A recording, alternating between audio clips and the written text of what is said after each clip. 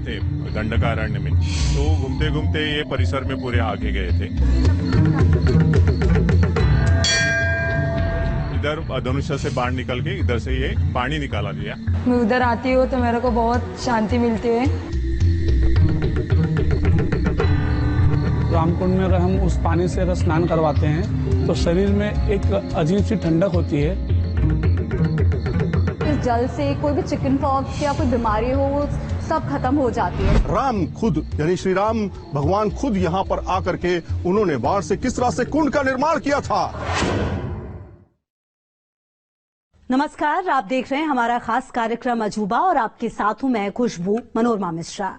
आस्था की नजर से देखें तो हर मंदिर का अपना अलग महात्म्य है, लेकिन हकीकत में अगर भीषण तूफान का रुख भी मंदिर की दरो दीवार से टकराकर लौट जाए तो उसे आप क्या कहेंगे? मंदिर के कुंड के जल से अगर गंभीर बीमारी ठीक हो जाए तो उसे आप यकीनन चमत्कार ही कहेंगे। इतना ही नहीं, बिना जल स्रोत के अगर शिवलिंग पर जलाभिषेक हो रहा हो तो यकीनन आप इसे अजूबा कहेंगे। तो आइए आपको लेकर चलते हैं ऐसे ही एक मंदिर में जहां हर तरफ है कोई ना कोई अजूबा। एक मंदिर जहां पहुंचकर तूफान भी अपना रुख मोड़ लेता है। एक मंदिर जहां जल स्रोत के बिना भी होता है शिव का जलाभिषेक। एक मंदिर जहां कुंड के पानी से दूर होता है मर्द। मंदिर परिसर के हर कोने में है अजूबा, हर कोने में एक रहस्य है। वाकई उस मंदिर के कुंड के पानी से चर्म रोग दूर हो जाता है। आखिर उस मंदिर के गर्भगृह में स्थापित शिवलिंग पर जल का प्रवाह कहां से होता है? आखिर मंदिर परिसर में पहुंचकर तूफान के रुख मोड़ लेने का वो अजूबा क्या था? इन्हीं सवालों का जवाब जानने के लिए न्यूज नेशन की टीम दिल्ली से पहले मुंबई पहुंची और फिर रुख किया मुंबई से करीब 100 किलोमीटर दूर पालघर का, जहां समुद्र के किनारे शीतला माता का प्रसिद्ध मंदिर मिलता है और साथ ही मिलती है त्रेता युग की वो तमाम निशानी जिसका रहस्य अब तक बरकरार है। दिल्ली से सैकड़ों किलोमीटर की दूरी पर कवर करते हुए हम आ चुके हैं शीतला माता मंदिर की तरफ। दरअसल ये मंदिर कुछ ऐसे रहस्यों से भरा पड़ा है जो आपको चौंका सकता है। इस रहस्यमयी मंदिर में हम जानने की कोशिश करेंगे कि आखिर वो क्या रहस्य है जब ये मंदिर और यहाँ के आसपास के लोग खतरे में पड़ गए थे। एक बड़ा तूफान आया था लेकिन इस मंदिर का बाल भी बाका नहीं हुआ। यहां तक कि ये कहा जाता है कि यहाँ के लोगों के लिए भी ये मंदिर कहीं ना कहीं सुरक्षा कवच है। ऐसे तमाम रहस्य से पर्दा उठाएंगे ठीक इस मंदिर में मौजूद हैं, लेकिन उससे पहले हम आपको दिखाएंगे इस मंदिर के आसपास का एरिया जो ड्रोन की मदद से हम आपको दिखाना चाहते हैं। सबसे पहले देखिए ये मंदिर की खूबसूरती, इसके आसपास के हरियाली, पेड़ और साथ में वो समंदर। यहां से आप देखिए ऊंचे आसमान से इस मंदिर का नजारा क्या है, कितनी खूबसूरती है, कितने एरिया में ये शीतला माता मंदिर फैला हुआ है और इसका रामायण से आखिर क्या कनेक्शन है। ये सारी चीजें हम आपको दिखाने की कोशिश करेंगे। आप देखिए ये आसमान से किस तरह से दिखाई दे रहा है, आसपास हरियाली ही हरियाली है, पेड़ ही पेड़ है और इसके पास में ही समंदर है। जो कहा जाता है कि जब यहां पर 7 साल पहले तूफान आया था तो उस तूफान से इसका कुछ भी नहीं हुआ था। यहां तक कि उस तूफान से तमाम पेड़ ढह गए थे, लेकिन इस मंदिर के अंदर तक तूफान आया और यू टर्न ले गया, ऐसी भी बात सामने आती है। तो चलेंगे अंदर भी और तस्वीरें दिखाएंगे, शीतला माता मंदिर के रहस्य से पर्दा भी उठाएंगे।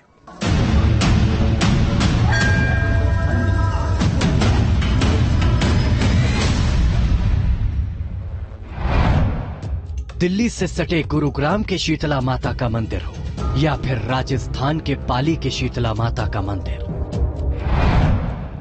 आस्था के साथ तमाम रहस्य जुड़े हैं इन मंदिरों से।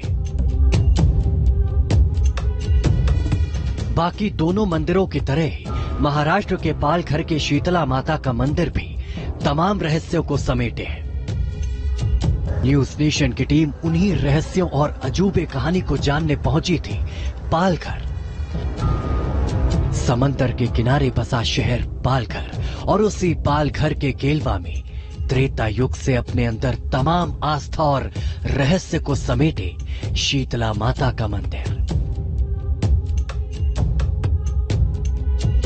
कहते हैं स्वयंभू शीतला माता का ये मंदिर ईसा से 1100 साल पुरानी है। पालघर के शीतला माता मंदिर के प्रांगण में इस समय मैं मौजूद हूं और ये तमाम रहस्यों से भरा पड़ा है।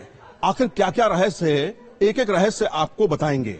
कैसे यहां पर तमाम रोगों का इलाज किया जाता है, कैसे यहां के गर्भगृह में पानी कभी खत्म नहीं होता, रामायण से इसका दरअसल कनेक्शन क्या है, ये भी आपको बताएंगे ताकि आप ये समझें कि ये जगह कितनी महत्वपूर्ण है।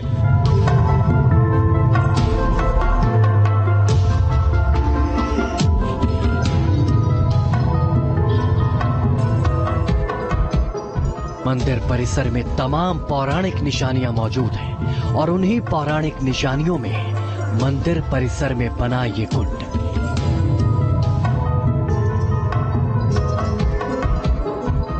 कहते हैं मर्यादा पुरुषोत्तम राम ने अपने बाण से ये कुंड बनाया था और तब से लेकर अब तक कभी भी इस कुंड का जल नहीं सूखा। शायद तभी इसे राम कुंड का नाम दिया गया है। और ये सामने जो आप दिख रहे हैं ये रामकुंड जो बोला जाता है इनको। तो मान्यता ऐसी है इस पूरे एरिया की, जब भी राजा राम वनवास में थे दंडकारण्य में, तो घूमते घूमते ये परिसर में पूरे आके गए थे और जब भी उनको भगवान शंकर उनके आराध्य थे तो उनको भगवान शंकर जी की पूजा करनी थी, तो उन्होंने वालुका से एक पिंडी बनाई और वो पिंडी से उन्होंने अपनी पूजा की और उनको जब भी पानी का जरूरत पड़ा तभी अपनी धनुष्य से उन्होंने एक बाण निकाल के इधर धनुष्य से बाण निकाल के इधर से ये पानी निकाला दिया, इसीलिए उसको रामकुंड नाम दिया गया है। तो ये पानी 12 महीना इसमें चालू रहता है और जो पिंडी है वालुकेश्वर जी की पिंडी है, वो पिंडी के अंदर से भी 12 महीना 24 घंटा पानी आता रहता है, उसको हम लोग गंगा बोलते हैं। विज्ञान का चाहे जो भी मानना हो, लेकिन आस्था कहती है कि इस जल के स्पर्श से गंभीर चर्म रोग भी ठीक हो जाते हैं। ऐसा नहीं है कि ये सिर्फ मान्यताओं में है, बल्कि कुंड के किनारे लोगों की ये तस्वीर उसी हकीकत की तस्दीक कर रही है। इतना ही नहीं, राम कुंड के चमत्कार के गवाह भी इस मंदिर में मौजूद मिले। जब मेरा बच्चा 3 साल का था तो उसको चिकन पॉक्स हुआ था, तो 1-2 दिन तो हमने देखा, लेकिन उसको गर्मी बहुत लग रही थी और वो सह नहीं पा रहा था गर्मी। तो हमको किसी ने कहा कि अब एक काम करिए, अब शीतला माता मंदिर जाइए, वहाँ पर अपने बच्चे को रामकुंड में स्नान करवाइए। तो हमने यहाँ आके रामकुंड में स्नान करवाया तो हमारे बच्चे को 2 से 3 घंटे के बाद वाकई में बहुत आराम मिल गया। बहुत बहुत बहुत मेरा मन शांत हुआ है। मैंने इनफैक्ट अपने पेरेंट्स को वीडियो कॉल पे दर्शन भी करवाए हैं, प्लस मैं यहाँ का जल भी लेकर जा रही हूँ। इसमें कहा जाता है कि इस जल से कोई भी चिकन पॉक्स या कोई बीमारी हो वो सब खत्म हो जाती है, तो मैं ये अपने घर वालों के लिए लेकर जा रही हूँ यहाँ से। जरा सोचिए, ये अजूबा नहीं तो क्या है कि त्रेता युग से अब तक इस कुंड का जल कभी नहीं सूखा। लेकिन सवाल ये है कि आखिर इस ठहरे हुए पानी में ऐसा क्या है जिससे तमाम चर्म रोग दूर हो जाते हैं। इस सवाल का जवाब अब तक नहीं मिल पाया है। रामकुंड का चमत्कार आपने देखा, लोगों की जुबानी आस्था की वो कहानी भी सुनी जो रामकुंड को लेकर लोगों के विश्वास को और अटूट बनाता है। लेकिन आइए अब आपको दिखाते हैं इस मंदिर का एक और चमत्कार। ओम नमः शिवाय, ओम नमः शिवाय। पालघर के शीतला माता मंदिर में बना ये शिवलिंग देखने में भले ही आपको आम शिवलिंग की तरह लगे, लेकिन इसका चमत्कार लोगों की आस्था को और भी अटूट बनाता है।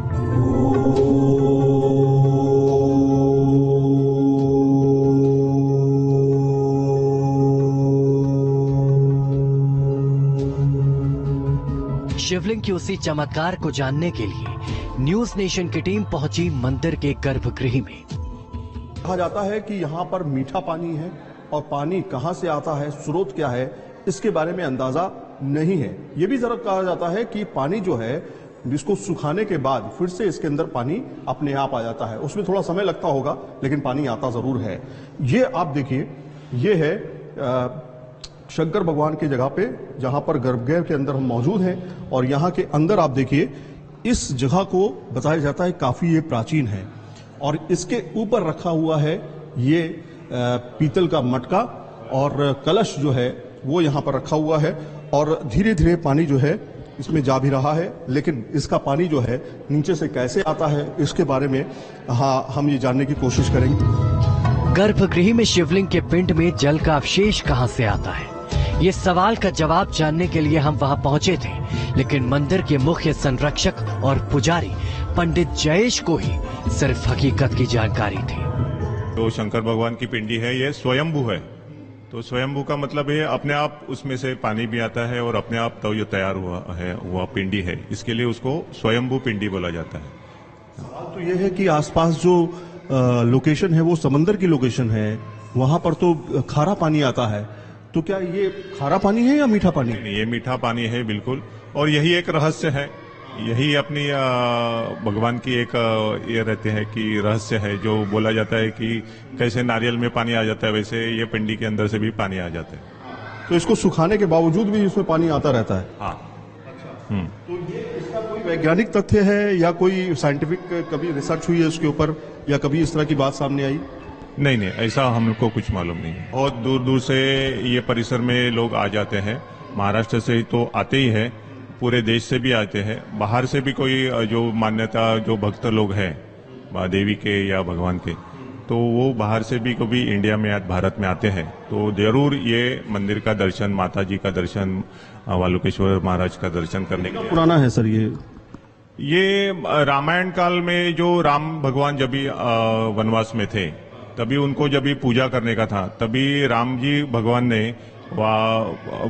एक पिंडी का निर्माण किया था और इधर से वालू का पिंडी का निर्माण किया था, इसलिए उसको वालुकेश्वर महादेव मंदिर ऐसा बोला जाता है।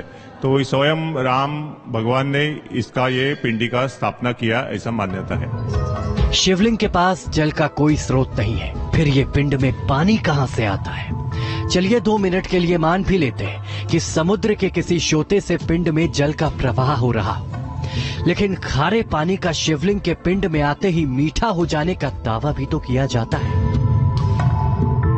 मंदिर के गर्भगृह से निकलकर news nation reporter Aamir Hussain ने उस और रुख किया जिसके नाम से पालघर का ये मंदिर विख्यात है। पालघर के शीतला माता का मंदिर, जिसके हर हिस्से में है चमत्कार की कोई ना कोई कहानी। कहते हैं कि शीतला माता की ये मूर्ति स्वयंभू है और चमत्कार ऐसा कि तूफान भी आकर यहाँ से अपना रुख मोड़ लेता है। ये सिर्फ सुनी सुनाई कहानी या फिर आस्था नहीं है, बल्कि हकीकत लोगों की जुबान पर है।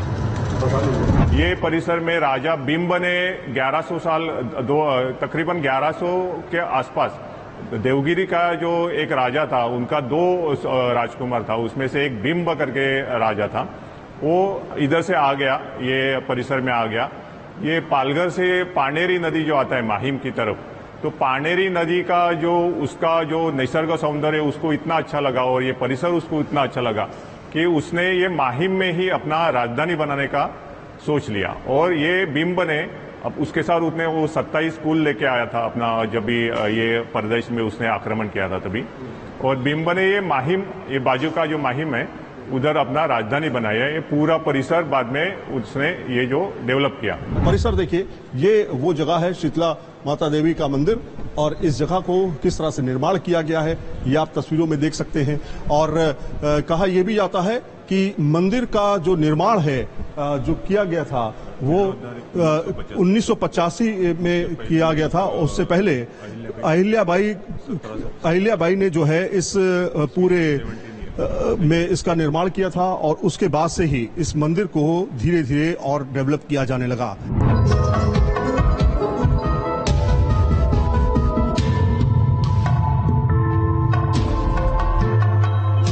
बेशक शीतला माता मंदिर के इस अजूबे कहानी पर दो पल के लिए आप यकीन ना करें, लेकिन लोगों की जुबानी चमत्कार की जो गवाही सामने आ रही है वो सोचने पर मजबूर जरूर करती है। अजूबा में आज के लिए बस इतना ही, फिर होगी मुलाकात किसी और अजूबे कहानी के साथ।